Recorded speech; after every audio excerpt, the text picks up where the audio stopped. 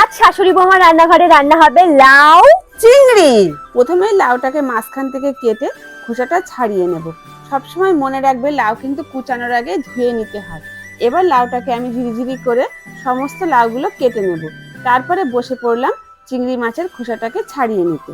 এবারে সমস্ত চিংড়ি মাছগুলো ভালো করে ধুয়ে একটা পাত্রে তুলে নিলাম। সমস্ত উপকরণগুলো রেডি। শিলনোড়ার সাহায্যে আদা আর গোটা জিরেটাকে ভালো করে বেটে নেব। এবারে কড়াইতে পরিমাণ মতন সরষের তেল দেওয়া হলো।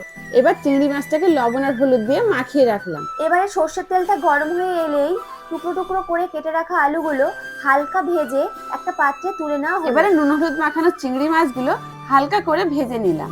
এবারে ফোড়নে গোটা জিরে, শুকনো লঙ্কা, তেজপাতা দিয়ে হালকা নাড়াচাড়া করে বেটে রাখা আদা আর গোটা জিরে বাটাটা দিয়ে পরিমাণ মতন লবণ আর হলুদ দিয়ে আবারও নাড়াচাড়া করে নিতে হবে। মশলা থেকে তেল ছেড়ে দিলেই ভেজে রাখা আলুগুলো দিয়ে নাড়াচাড়া করে কুচিয়ে রাখা লাউগুলো দিয়ে আবারও নাড়াচাড়া করব।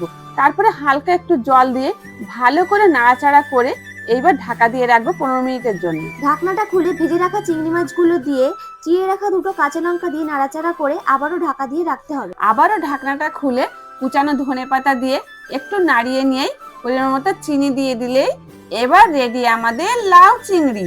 এবার শাশুড়ি মাকে টেস্ট করানো যাক। কেমন, ভালো তো? দারুণ।